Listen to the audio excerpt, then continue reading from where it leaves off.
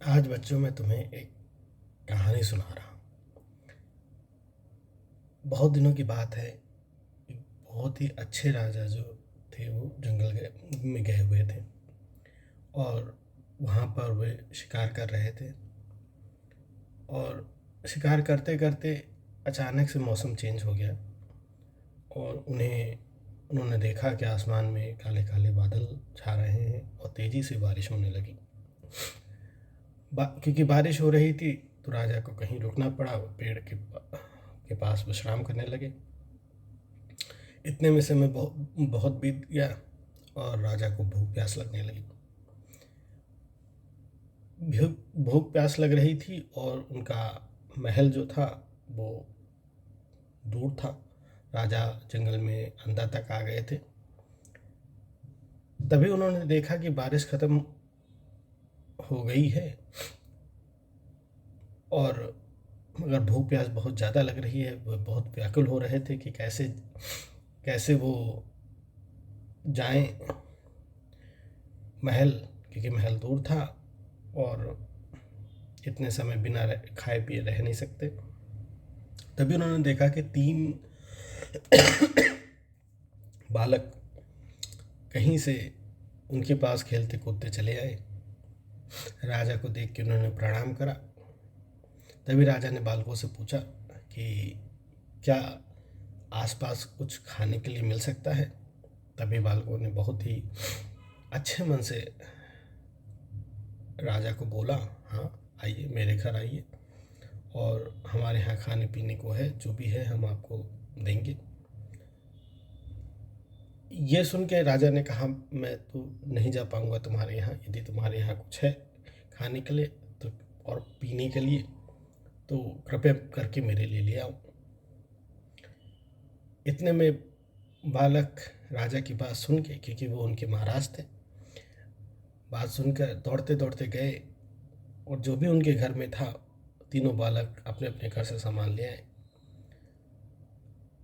जो भी बालक लाए ये खा के और पी के महाराज बहुत खुश हुए, क्योंकि उनकी जो भूख थी और प्यास थी वो दोनों ही शांत हो चुकी थी और अब वे जाना चाहते थे, अपने महल में वापस जाना चाहते थे। मगर क्योंकि बालकों ने उनके लिए ऐसा काम करा था, इस वजह से ये देखकर महाराज ने बालकों से कहा, यदि तुमको कुछ मांगना है तो बोलो, क्योंकि तुमने मेरी भूख मिटाई है, प्यास मिटाई है। मैं जंगल में व्याकुल था और इतनी तेज़ बारिश हो रही थी कि निकल पाना भी मुश्किल था। तो तुम जो कहोगे वो मैं तुम्हें प्रदान करूँगा। ये सुनकर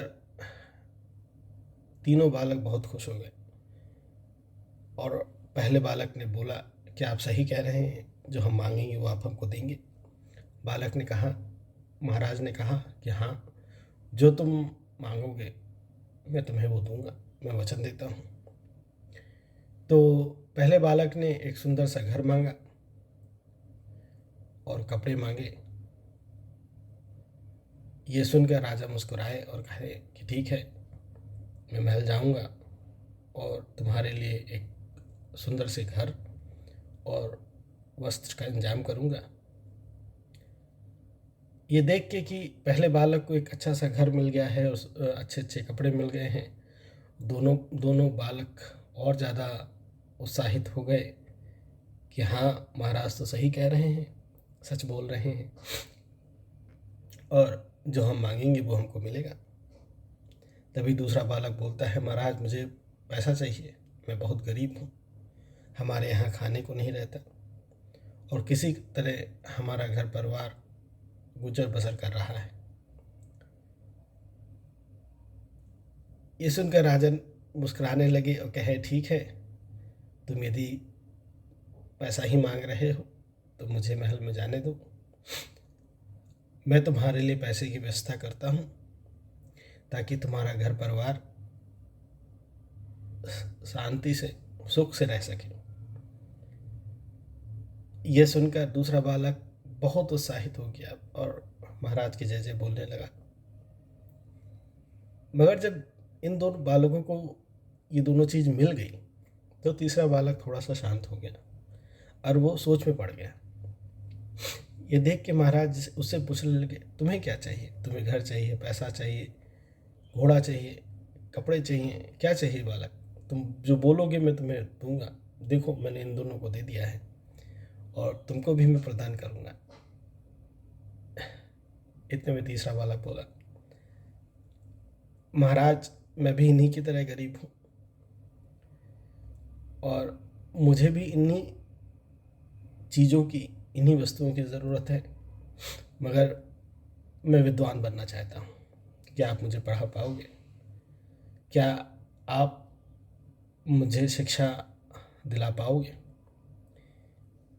ये सुनकर महाराज का मन बहुत ज़्यादा प्रसन्नचित हो गया और कहने लगे, हाँ तुमने तो बहुत अच्छा मांग लिया और जो तुमने मांगा है मैं तुम्हें ज़रूर प्रदान करूँगा। और महाराज ने अपना किया पूरा, कहा पूरा किया और उस तीसरे बालक की पढ़ाई लिखाई को भी पूरी तरह देखा और उसका पूरा पूरा करा जिस तरह उन्होंने दो बालकों का करा था। और अपना वचन निभाया था। तो बालकों के लिए किया था और अपना वचन निभाया था। आगे जाके वो लड़का एक विद्वान होनहार बना और अपनी मेहनत के बल पर उसने महाराज के महल में मंत्री पद संभाला और उसने न केवल अपने लिए बल्कि अपने आने वाली पीढ़ियों के लिए भी रास्ता खोल दिया। वहीं पर जो दो बालक घर मांगे थे और कपड़ा मांगा था एक ने और दूसरे ने पैसा मांगा था, तो पहले वाले का घर तो एक तेज बारिश में, मूसलाधार बारिश में बह गया, नहीं रहा और अंदर रखी सारी वस्तुएं चली गईं बाढ़ में। वहीं पर दूसरे बालक ने जो पैसा मांगा था, क्योंकि वो गरीब थे, उन्होंने कभी पैसा देखा नहीं था, तो उन्होंने मनमानी चीज़ों में उस धन को लगा दिया और अंततः धीमे धीमे उनका पैसा खत्म हो गया। इस तरह कहानी समाप्त होती है और हमको बताती है कि कैसे विद्या धन सबसे बड़ा धन है।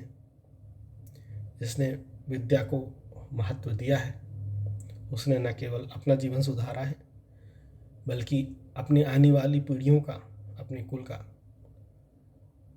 भी जीवन सुधारा है। आज इस कहानी में इतना ही और अगले वीडियो में एक और नई कहानी के साथ मैं मिलूँगा आपसे। धन्यवाद।